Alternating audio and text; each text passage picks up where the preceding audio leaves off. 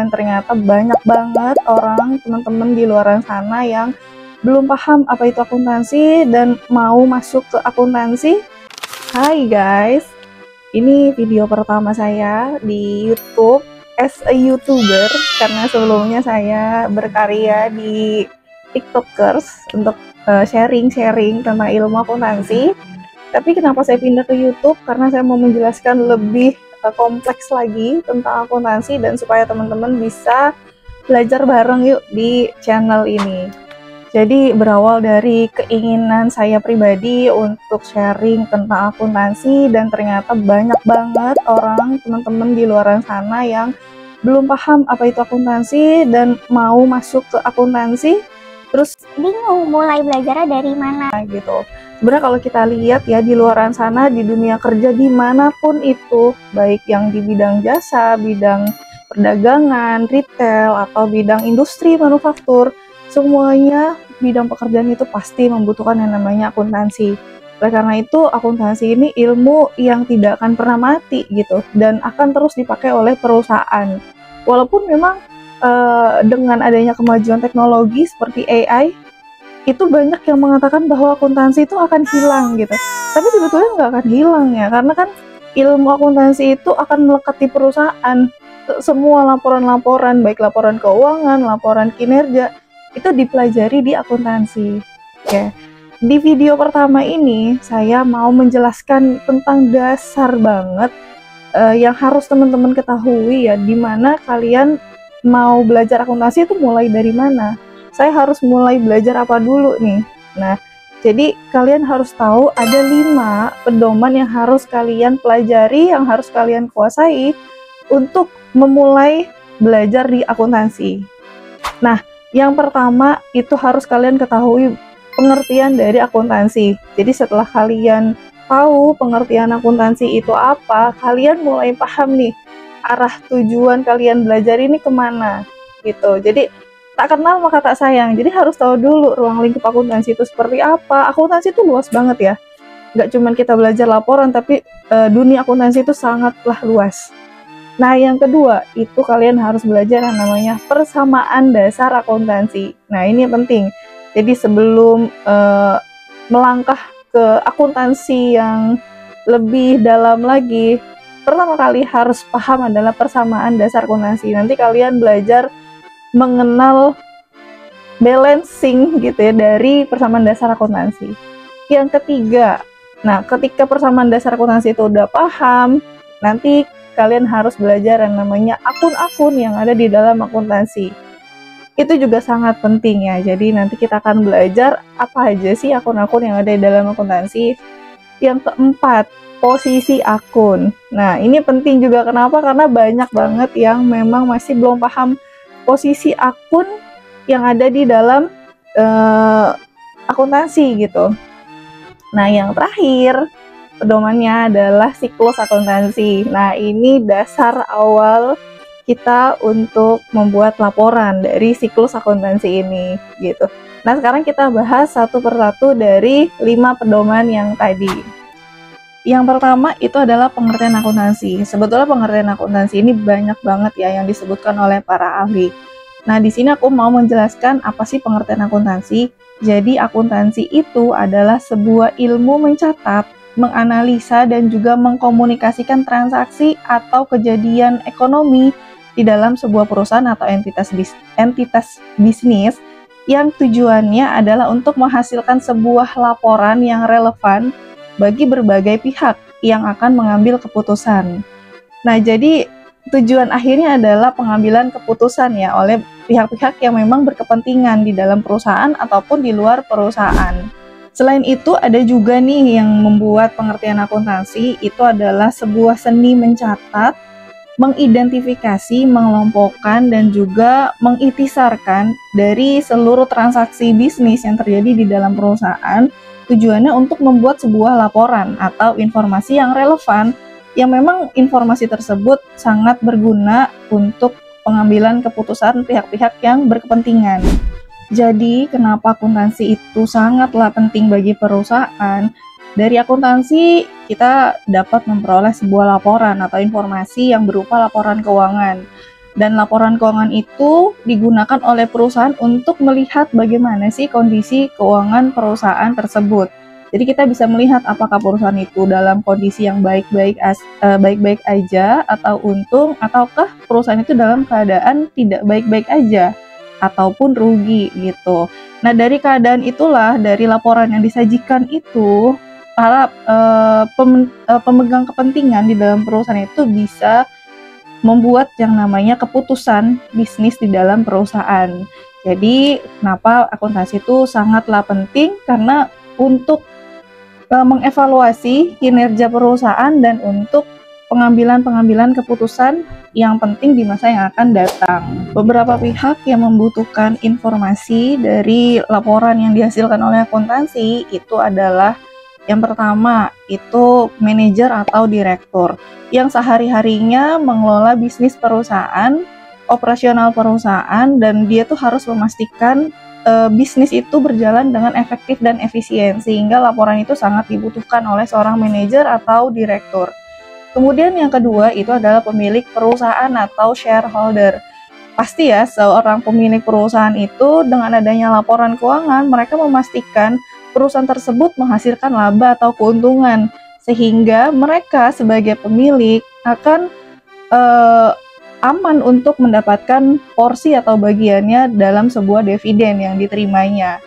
Kemudian yang ketiga itu adalah supplier. Nah, supplier ini mereka harus tahu nih untuk kemampuan perusahaan dalam membayar kewajibannya ketika perusahaan itu membeli misalnya membeli inventory atau persediaan di dalam supplier tersebut.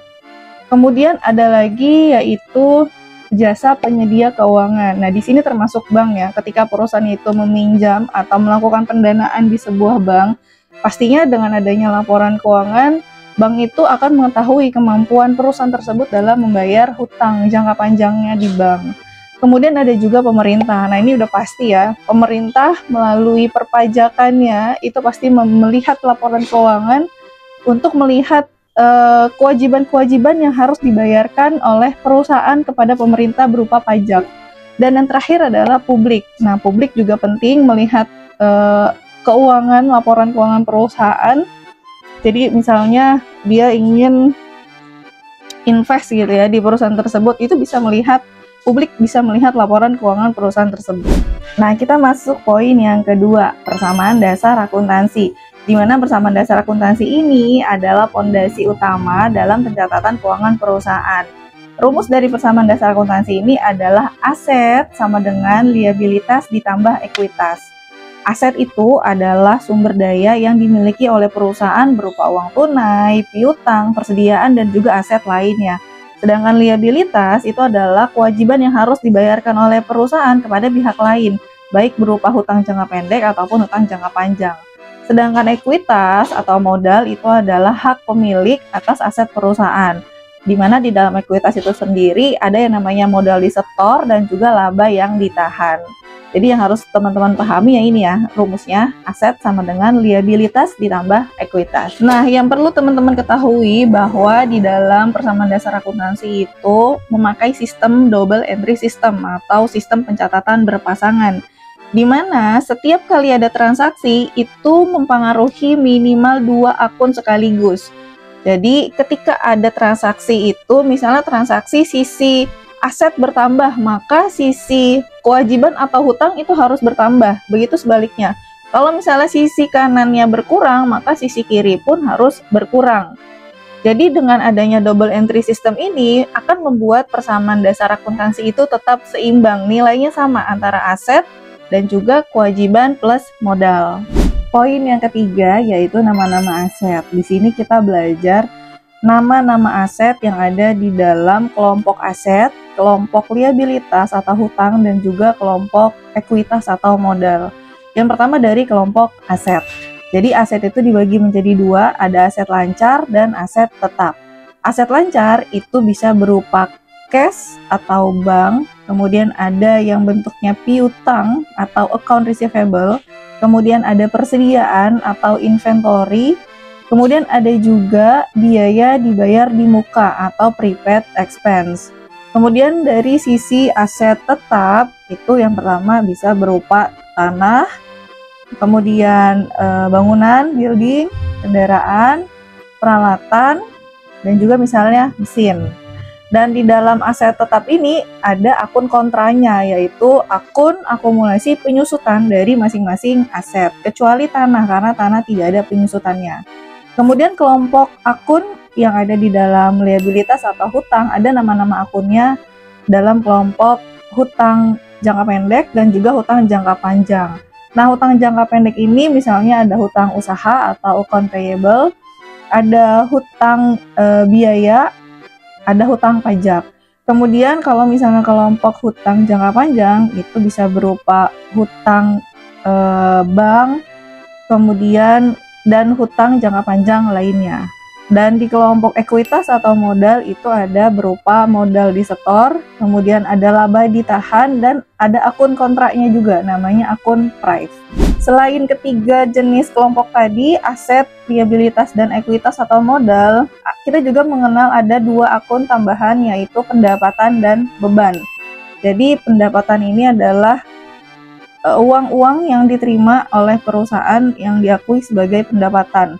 Jadi bisa berupa pendapatan utama perusahaan dan pendapatan tambahan.